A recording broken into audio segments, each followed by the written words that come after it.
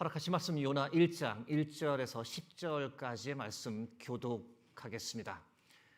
여호와의 말씀이 아미떼의 아들 요나에게 임하니라. 이르시되 너는 일어나 저 큰 성읍 니느웨로 가서 그것을 향하여 외치라. 그 악독이 내 앞에 상달되었음이니라 하시니라. 그러나 요나가 여호와의 얼굴을 피하려고 일어나 다시스로 도망하려 하여 욥바로 내려갔더니 마침 다시스로 가는 배를 만난지라. 여호와의 얼굴을 피하여 그들과 함께 다시스로 가려고 뱃삭을 주고 배에 올랐더라. 여호와께서 큰 바람을 바다 위에 내리심에 바다 가운데에 큰 폭풍이 일어나 배가 거의 깨지게 된지라. 사공들이 두려워하여 각각 자기의 신을 부르고 또 배를 가볍게 하려고 그 가운데 물건들을 바다에 던지니라. 그러나 요나는 배 밑층에 내려가서 누워 깊이 잠이 든지라. 선장이 그에게 가서 이르되 자는 자여 어찌함이냐. 일어나서 내 하나님께 구하라. 혹시 하나님이 우리를 생각하사 망하지 아니하게 하시리라 하니라. 그들이 서로 이르되 자 우리가 제비를 뽑아 이 재앙이 누구로 말미암아 우리에게 임하였나 알아보자 하고 곧 제비를 뽑으니 제비가 요나에게 뽑힌지라. 무리가 그에게 이르되 청하건대 이 재앙이 누구 때문에 우리에게 임하였는가 말하라.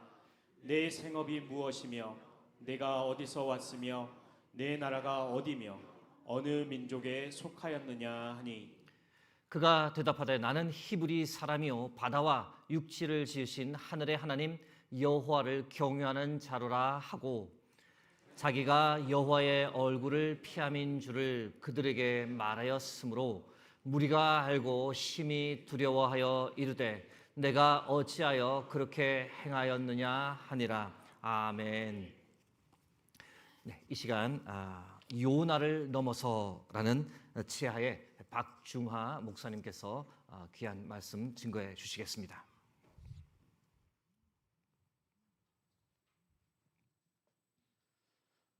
네, 할렐루야.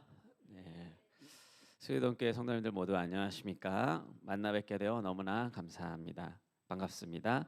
파송식에 앞서 이렇게 말씀을 전할 수 있는 기회를 허락해 주셔서 먼저 하나님께 감사드리고요. 너무나 정말 영광스럽습니다.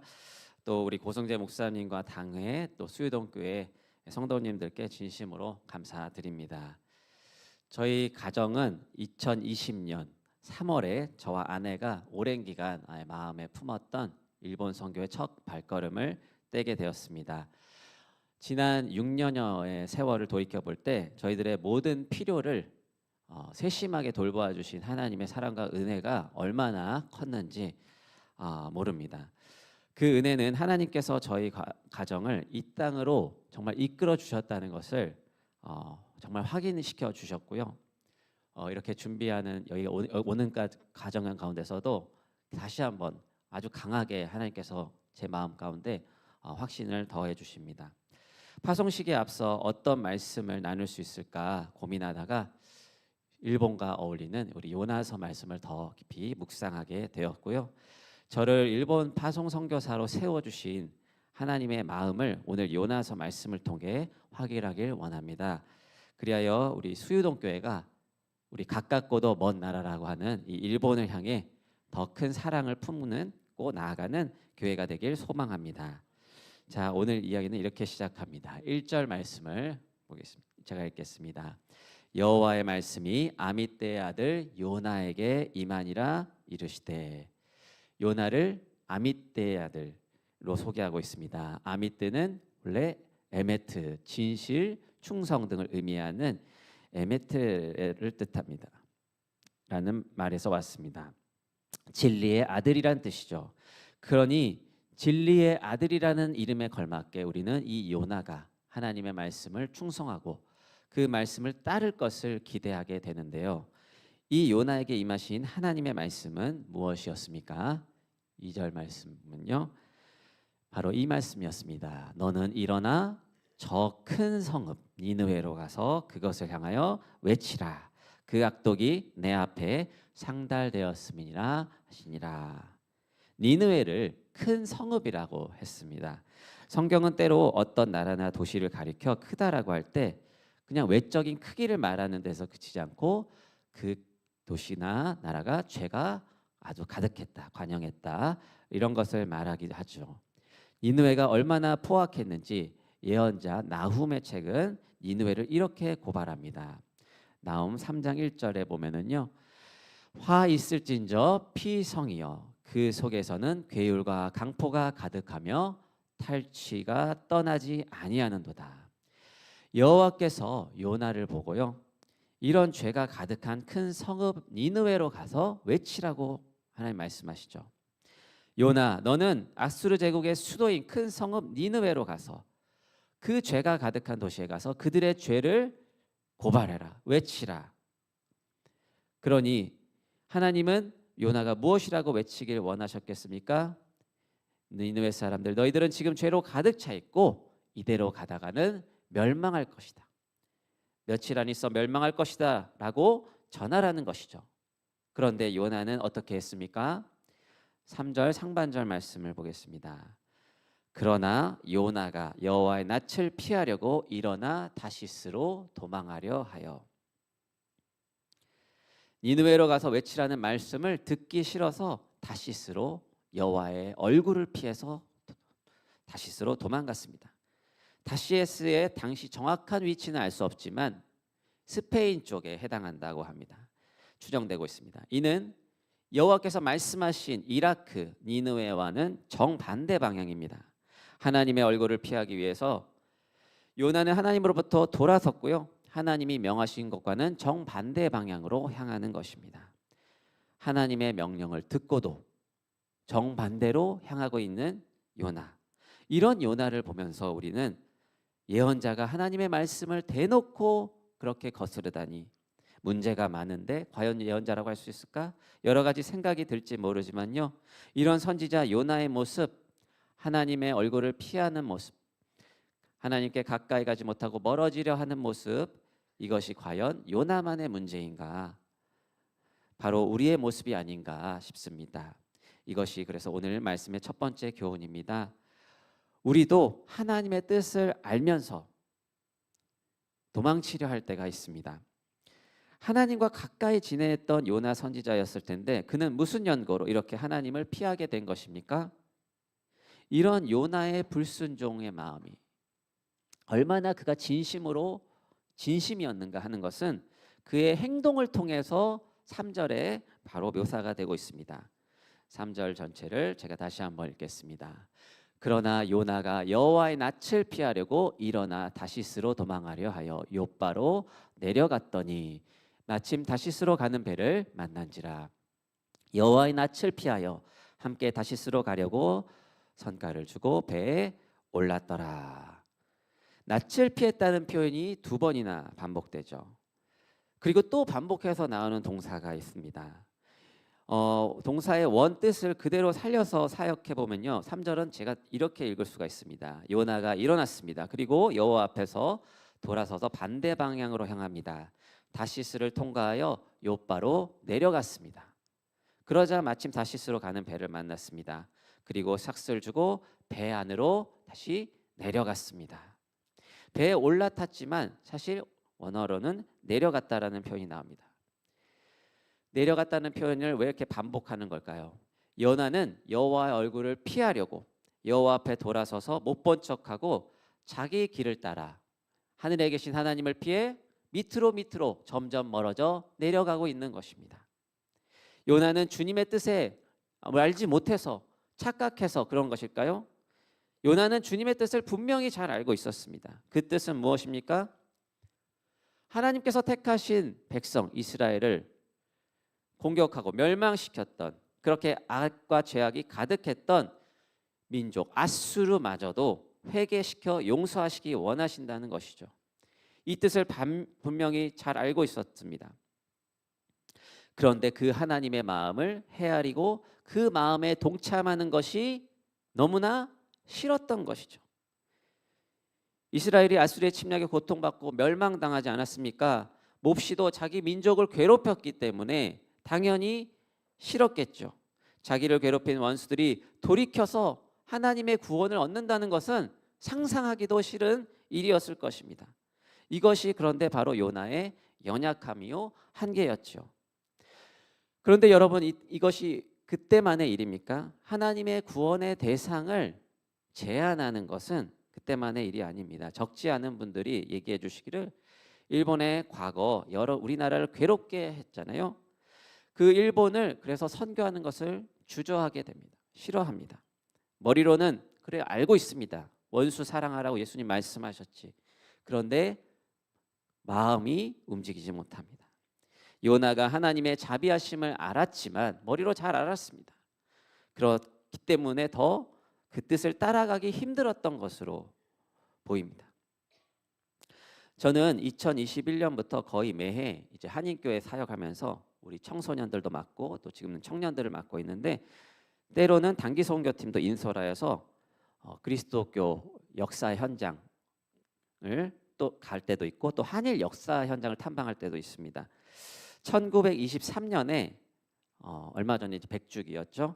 관동 대지진이 일어났습니다. 9월 달에. 그때 많은 조선인들이 학살당했습니다. 그 학살당한 조선인들을 추모하는 곳이 있습니다. 호생카 봉선화라고 하는데요. 추모비 사진을 잠깐 보여주시면요. 네, 이렇게 추모하는 곳이 있습니다. 관동 대지진이 일어났을 때 상황은 이러했습니다. 당시에 사람들이 점심을 먹기 위해 목조 건물에 다 살고 있었고 밥을 하고 있을 때 큰 지진이 일어난 것입니다. 그러니까 집집마다 불이 탔었고요. 화재가 불같이 일어났습니다. 정부는 그래서 혼란과 이 분노 가운데 있는 민심을 외부로 돌리기 위해서 제일 조선인들이 이 와중에 방화를 일으키고 있다. 혹은 강에 독극물을 타고 있다. 저 배부른 여인들은 안에 폭탄을 가지고 살아가고 있다. 이런 유언비어를 터뜨리고 다녔고요. 경찰과 민간인이 함께 조선인들을 잡아들이려고 했죠. 지진으로 인해서 이렇게 불이 번져가고 있을 때 사람들은 한 곳으로 모이게 됩니다. 이 도쿄의 아라카와 강 쪽으로 몰려서 하나의 다리를 건너야 하는 상황이 있었습니다. 일본 군 경찰은 거기에 검문소를 설치해서 발음을 시켜봐서 외국인이다 싶으면 몽둥이나 칼로 사람들을 후려치거나 또 새벽을 가리지 않고 기관총을 쏘아댔고 그렇게 다리를 건너기 전에 거기서 살해당하고 자들이 많았다고 합니다. 당시 주변의 여러 공장에서 공장 일대에 조선인 노동자들이 노동자로서 일을 많이 하고 있었고 그들을 숨겨준 일본 동료들도 적지 않았다고 합니다. 저는 이 호센카를 방문할 당시 조선인 학살 사건의 경위와 60년 후에나 이것이 조사가 들어가게 되었습니다. 사건 발발로부터 60년 후에나 조사가 되었는데 그렇게 해서 어떻게 해서 이것들이 탐사가 되고 진실을 알리게 되었는지 그런 경위와 에피소드들을 듣고 또 증거 사진들을 보면서 제 안에도 분노와 슬픔이 일어났습니다. 그렇지만 한 가닥 희망을 발견했습니다. 또 다른 사진을 보여주시면요, 23년도에 청년들을 데리고 이렇게 방문했고 저기 앞에 뒤에 파란 옷을 입고 계신 분이 이렇게 여러 가지 설명을 해주셨습니다. 일본 분입니다. 아직도 이 100년이나 지난 일을 사명감을 가지고 그저 그 사건 현장의 주민으로서 살았다는 이유로 30-40년째 주변에 이 사실을 알리고 계신 분들이 계시다는 사실입니다. 여전히 관동대지진 이후 갑자기 이 행방불명이 된 친족들이 있었을 것 아닙니까? 그 후손들이 여전히 문의가 있다고 합니다. 찾아달라고, 유해라도 있으면 알려달라고 연락을 주시는 분들이 여전히 계시다고 하지만 너무나 그 시체들을 다른 곳으로 정부가 숨기기 위해서 옮기기도 했었고 쉽지 않은 일입니다. 피해 입은 조선인의 후손이 아니라 일본 분께서 이런 수고를 해주고 계시다니 너무나 감사한 마음이 들었습니다. 또 한편 제가 파송받은 이 일본 땅은 정말 사랑할 수 없는 민족이기도 한데 하나님이 나로 이 민족을 품게 하셨구나 하는 생각을 하게 되었습니다. 요나처럼 피해의식을 가지고 그저 하나님의 뜻을 회피하는 것이 아니라 하나님의 넓고 깊은 뜻을 찾아가야겠다는 마음이 들었습니다. 저는 한일 양국의 과거사를 잊지 말되 서로 진실을 알아가며 참 화해에 이르는 길에 쓰임 받길 소망하게 되었습니다. 요나는 바로 하나님의 자비하심을 상징하는 여호와의 얼굴을 피하려고, 피할 수 있는 것처럼, 피할 수 있기라도 한 것처럼 반대로 달려갔습니다. 그런데 주님은 그런 요나를 어떻게 했습니까? 절대 내버려 두지 않았습니다. 이것이 오늘의 두 번째 교훈입니다. 하나님을 피해 도망갈 수 있는 곳은 없습니다. 여호와께서는 요나로 하여금 깨우치기를 원하셨습니다. 하나님은 이제 주인공이 되셔서 행동하십니다. 가만히 있지 않으시고요, 여러 가지를 사용하셔서 불순종하는 이 요나를 설득하시죠.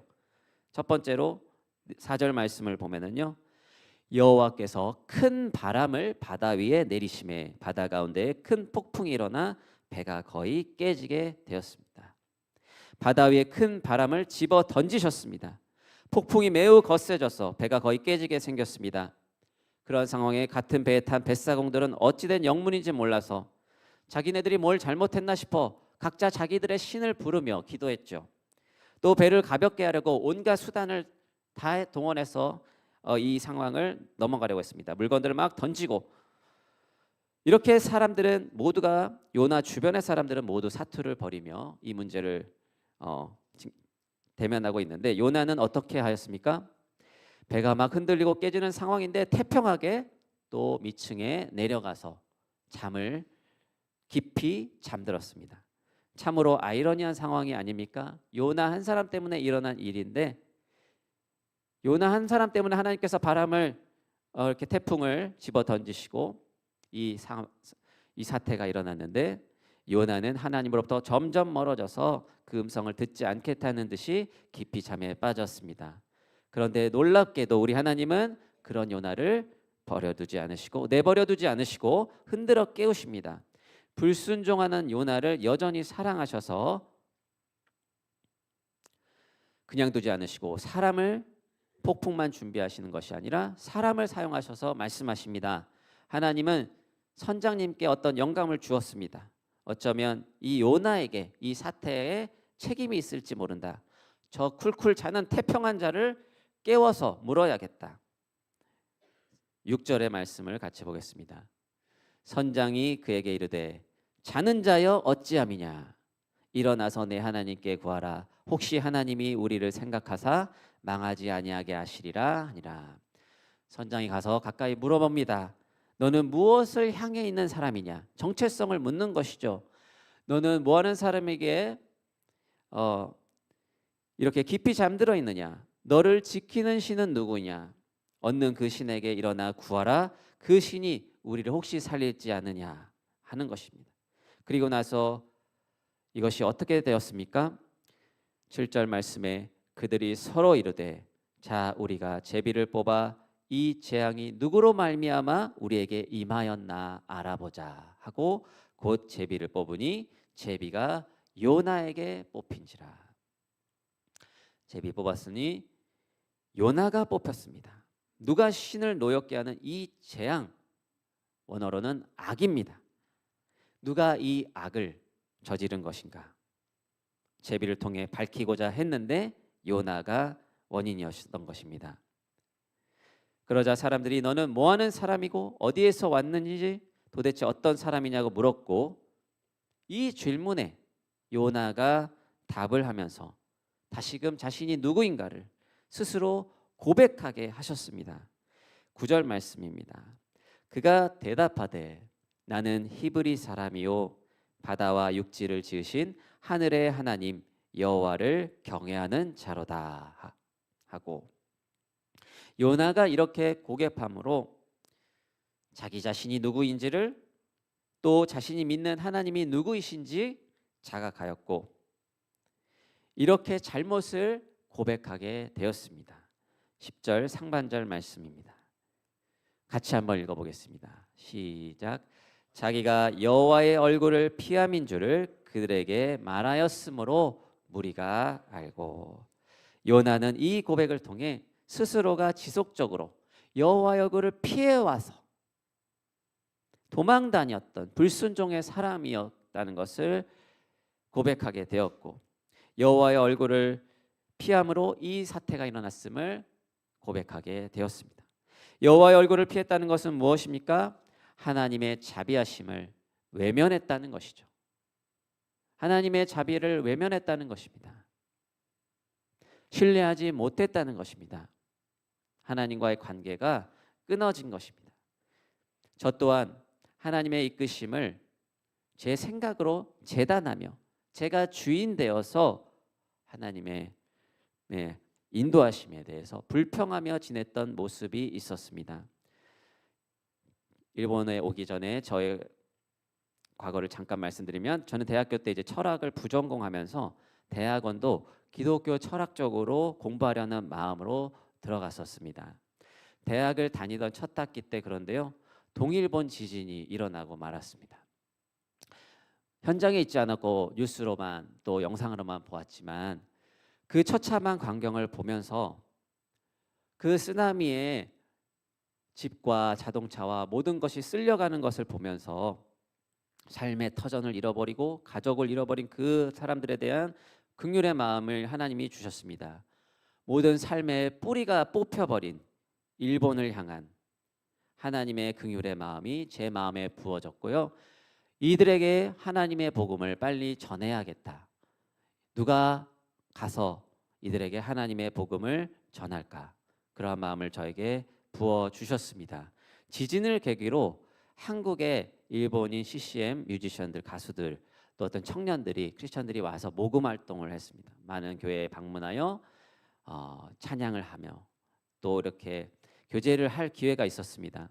그들과 교제하면서 그들의 그 간절한 그 찬양 한마디가 저에게는 하나의 외침으로 다가왔고, 정말 간절한 그 하나님의 마음이 계속해서 저에게 밀려 들어왔습니다. 점차 저는 일본에 직접 건너가 복음을 전하는 삶으로 하나님께서 지금 부르고 계심을 계속해서 느꼈습니다.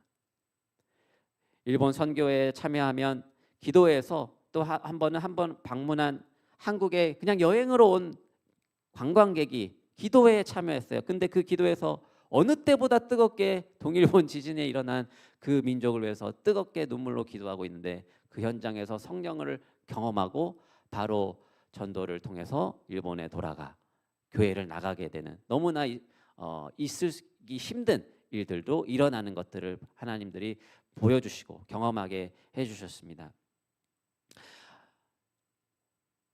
이 하나님이 행하고 계신 일들을 보며 일본 선교의 가능성을 보고 신대원에 들어가게 되었습니다. 신대원 졸업 후에는立教대학교 대학원에 진학하여 입학했습니다. 조금 더 공부를 해야겠다. 그래서 더 복음을 잘 전하는 사람이 되고 싶다라는 마음으로 들어갔습니다. 제가 원하는 학교, 원하는 선생님 밑에 들어갔습니다. 그런데 공부가 쉽지 않아서 공부한 만큼 실력이 이렇게 눈에 띄게 늘어나면 좋은데, 또 논문을 작성하는데 주제를 여러 가지 고민하면서 많은 시간이 생각보다 걸리게 되었습니다. 진척이 좀 안 되다 보니까 분명히 제가 원해서 유학 가서 공부하면서도 불평을 하면서 하나님의 그동안의 계획하심과 인도하심을 부인하고 싶은 마음이 들더라고요. 그리고 이제 전임 사역을 같이 병행하면서 공부를 하다 보니 다 그만두고 싶은 마음들이 불쑥불쑥 올라온 때가 있었습니다. 외롭고 힘든 과정들이 있었습니다. 그러나 하나님께서는 사람들을 통해서 붙여주시고 포기하지 말고 깨끗 끝까지 나아갈 수 있도록 용기를 주셨습니다. 그래서 저는 재작년 마지막 한 학기 동안 꼬박 서서 마침내 감사로 하게 졸업을 할 수가 있었습니다.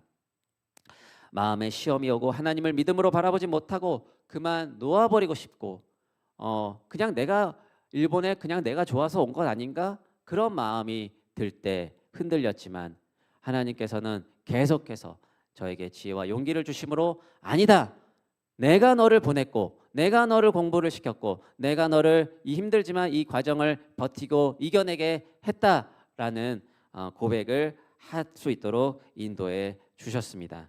순종하는 마음으로 어려움을 극복한 여러 경험들이 앞으로 선교 활동을 해나가는 데 있어서 큰 밑거름이 될 줄 믿습니다. 10절에 선장이 요나에게 했던 말, 내가 어찌 그렇게 했느냐, 이 말씀이요 저에게 하는 말씀 같았어요. 왜 너는 하나님의 부르심과 사명을 피해서 도망갈 수 있기라도 한 것처럼 행동했느냐? 라는 말입니다. 내가 너에게 시작하게 한 것, 너에게 마음을 주고 쭉 인도해온 그 일을 과연 끝내지 않고 네가 나를 벗어날 수 있을 거라고 생각했느냐? 라고 저에게 묻는 것 같습니다. 선장의 말을 통해 정말 주님께서는 저를 세심하게 인도하시고 격려하시고 용기를 주셨음을 다시금 고백하게 됩니다. 시편 139편 7절에서 10절에도 이런 고백이 담겨져 있죠. 우리 함께 읽어보겠습니다.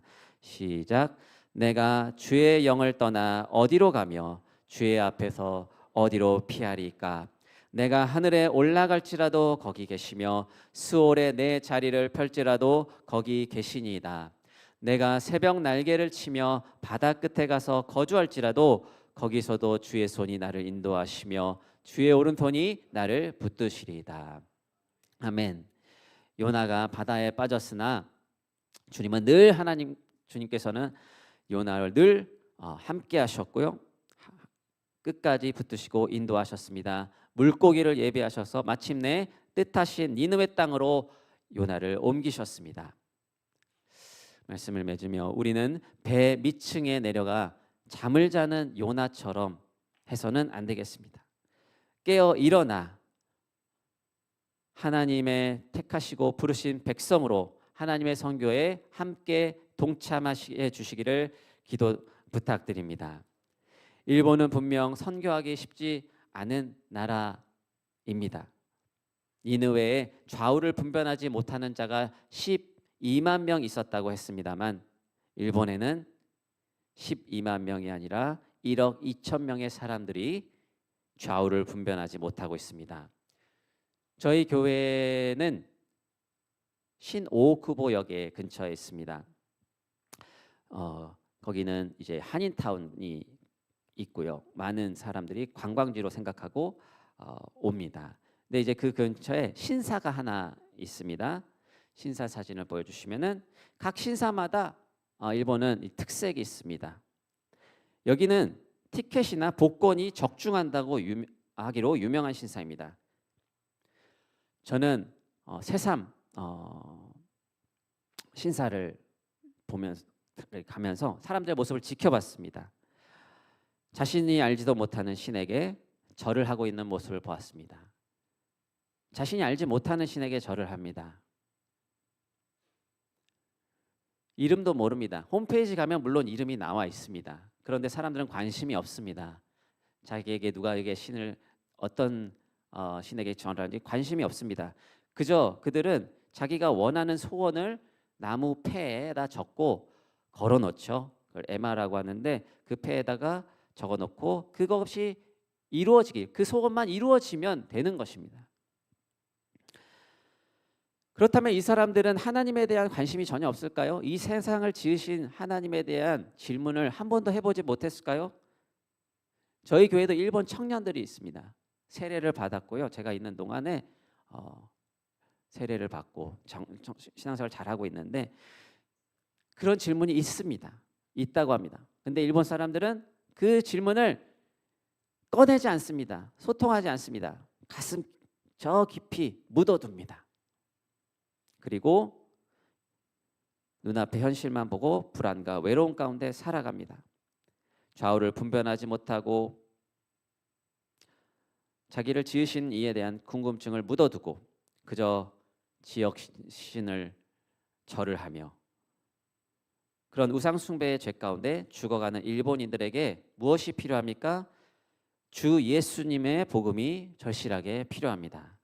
예수님의 이름을 들어보지도 못하고 한 번도 들어보지도 못하고 듣지도 못하고 그 복음을 듣지 못하고 살아간 사람들이 너무나 많습니다. 예수님의 평화가 또 이 땅 가운데 온전히 임해야 됩니다. 시노쿠보 지역은 김수현이라는 옛날에 유학생으로 일본에 오신 분이 선로에 이렇게 취객이 떨어진 것을 때 그분을 구하기 위해서 목숨을 잃었던 그곳입니다. 그래서 기념비가 거기 역 안에 있습니다. 동시에 신오쿠보역 바로 옆에 오쿠보역에는 한인들을 나가라, 외국에서 나가라라고 헤이트 스피치를 하는 곳이기도 합니다. 일본을 향한 사랑이 있고 한국을 그래서 한국 사랑과 미움이 공존하는, 지금은 그렇지 않았지만 이것이 언제 또 일어날지 알 수 없는 것입니다. 예수님의 진정한 평화가 이 땅 가운데 임해야 될 줄 믿습니다. 이 일들을 잘 감당하라고 저와 아내와 아이들을 이 땅에 보내주신 줄 믿습니다.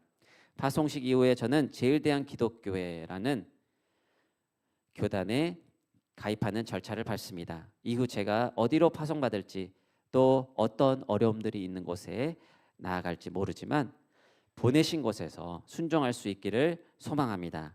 이를 위해 저희 가정의 소중한 중보 기도의 후원자가 되어주시기를 간절히 요청드립니다. 당장의 물질적인 필요도 있습니다만 무엇보다 기도의 동역자가 되어주시는 것을 간곡히 요청드립니다. 잠자던 요나가 깨어난 것처럼 하나님은 저를 깨워주셨고 오늘 이 자리에 세우셔서 하나님이 저를 일본 땅에 보내주심을 확신 가운데 선포하게 하심으로 여러분들도 함께 일어나 저와 이 선교에 동참하게 하시라고 우리 주님은 말씀하고 계십니다. 하나님이 저희 가정을 통해 또 수의동교회와 연합하며 함께 기도로 이 선교 사역을 함께 이루어가기를 기대하며 나아가겠습니다. 하나님의 마음을 깨달은 요나는 고집불통인 자신에게 끊임없이 말씀하시는 주님께 마침내 순종하였습니다. 그랬기에 니느웨에 가서 하나님의 말씀을 전했고 그래서 성경에 요나서가 기록된 줄 믿습니다. 우리 모두가 하나님의 마음을 깨달아 한 마음으로 보내는 선교사, 한 마음으로 나가는 선교사가 되어 하나님 나라를 이뤄가는 아름다운 동역을 이뤄가길 우리 주님도 원하고 계신 줄 믿습니다. 기도하겠습니다.